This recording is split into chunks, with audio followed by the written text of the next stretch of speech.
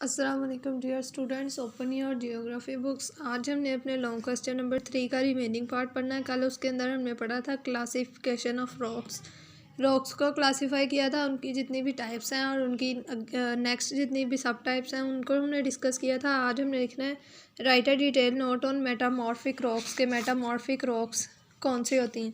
जो रॉक्स बनती हैं ज़मीन के अंदर, उनकी पहली से मौजूद शेप में जब कोई चेंजिंग आती है किसी वजह से, तो वो एक नई शेप दे देती हैं।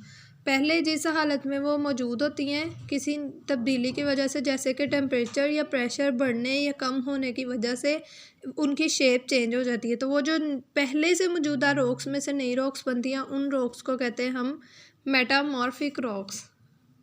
मेटामॉर्फिक निकला है मेटामॉर्फस है, जिसका मतलब है प्री एग्जिस्टिंग चीज़ में से नई एक चीज़ जो है वो बनना। तो इसीलिए जो मेटामॉर्फिक रॉक्स हैं वो भी पहले से मौजूद रॉक्स के अंदर चेंजिंग की वजह से बनती है। तो वो चेंजिंग किस वजह से होती है? या उन रॉक्स में टेम्परेचर की वजह से या उन रॉक्स में प्रेशर की वजह से।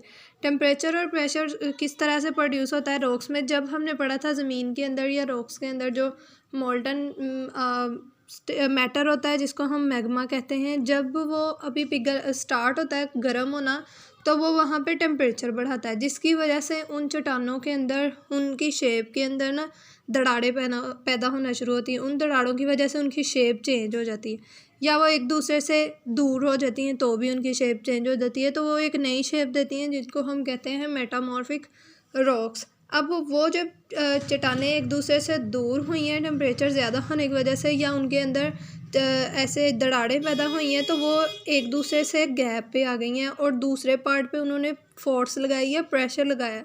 वो प्रेशर लगने की वजह से भी उसकी शेप चेंज हो जाती है, जिस और नई रॉक्स बनती हैं, और जिनको हम कहते हैं मेटामॉर्फिक रॉक्स। मेटामॉर्फिक रॉक्स की दो टाइप्स होती हैं, थर्मल मेटामॉर्फिज्म और रीजनल मेटामॉर्फिज्म। थर्मल मेटामॉर्फिज्म में मैंने आपको बताया मोल्टन मैटर जो है उसकी वजह से टेम्परेचर या प्रेशर एक्सर्ट करते हैं रॉक्स के ऊपर, तो उनकी शेप चेंज हो जाती है।